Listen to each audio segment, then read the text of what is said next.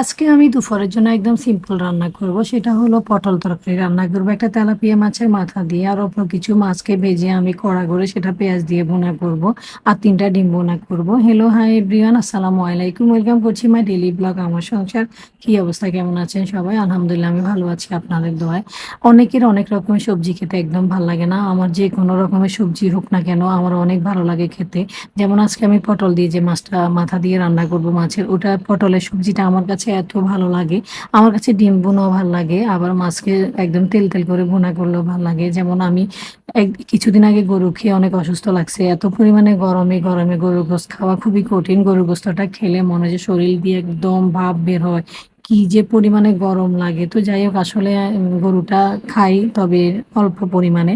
তবে আমার কাছে মাছ, ডিম, সবজি, ভুনা, সবজি ভাজি বা সবজি রান্না এগুলাই আমার কাছে বেশি খেতে ভাল লাগে। তো সকাল, সকাল রান্না বসিয়ে দিয়েছি। এক চুলাতে আটা করে নিচ্ছিলাম রুটি বানানোর জন্য। আর আরেক চুলায় তরকারি বসিয়ে দিচ্ছি। আমার আব্বু-আম্মু একটু তাড়াতাড়ি দুপুরে খাওয়া-দাওয়া করে, যার কারণে একটু তাড়াতাড়ি রান্না করতে হয়। যদি আমার আব্বু-আম্মু আমার কাছে বাসাতে না থাকে তাহলে আমি একটু লেটেই রান্না করি। কারণ আমাদের বাসায় সবার খেতে একটু লেট হয়ে যায়।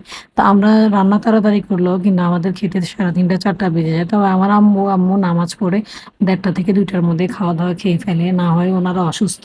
ওনাদের খাওয়া-দাওয়া টাইম মতো খেয়ে ওষুধ খেতে হয়, যার কারণে আমাকে তাড়াতাড়ি রান্না করতে হয়। তো যাই হোক এজন্য আজকে সবসময় একটু তাড়াতাড়ি রান্না করে ফেলি। তো আজকেও রুটির সাথে আমি সবজি বসিয়ে দিচ্ছিলাম। আরেক চুলায় আটা করে রুটি বানিয়ে নিচ্ছিলাম। আর এই মাছের মাথাটা আমি মসলার মধ্যে কষিয়ে নেই। মসলার মধ্যে মাথাটা এইজন্য কষিয়ে নিই যেন ভালোভাবে লবণ ঢুকে যায়। আর মাছের মাথাটা যদি একসাথে আমি কষিয়ে সবজি কষানো শুরু করি, মাথাটা ভেঙে কাটা চলে আসবে। এগুলা হয়তো আমার আব্বু-আম্মু বয়স্ক মানুষ গলায় ঢুকে যাবে। যার কারণে মুরব্বি বাসায় থাকলে সাবধানের সহিত রান্না করতে হয়। তাই আমি মাথাটা আলতোভাবে কষিয়ে নিয়ে উঠিয়ে পরে আমি সবজি কষানো হওয়ার পরে মাথাটা দিয়ে দিই। এখন কষানো শেষ, আমি রান্নার ঝোল দিয়ে দিয়েছি। সবজিটা কষানোর মধ্যে সিদ্ধ হয়ে গিয়েছে।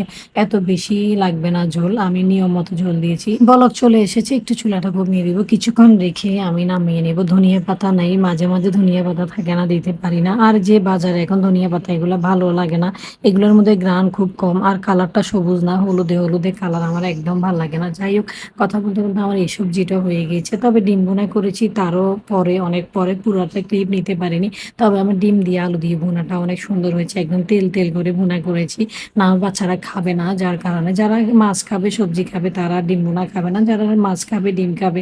আর ডিম খেলে মাছ খাবে না এমন। তো যাই হোক এখন মাছটাকে আগে ভেজে নিয়েছি। এখন পেঁয়াজ রসুন সবকিছু মশলা আমি কষিয়ে নিয়েছি। মাছগুলা ভালো করে কড়া করে ভেজে নিয়েছি। এখন আমি মাছগুলোকে দিয়ে ভালোভাবে নেড়ে ছেড়ে নিচ্ছি। একদম তেল তেলে করে ভাজবো। এটা খেতে ভাত দিয়ে এত পরিমাণে মজা লাগে। যাই হোক আজকে এটাই হলো আমার সিম্পল রান্না। দেখবেন, পাশে থাকবেন। আসসালামু আলাইকুম, থ্যাংকস ফর ওয়াচিং। আল্লাহ হাফেজ।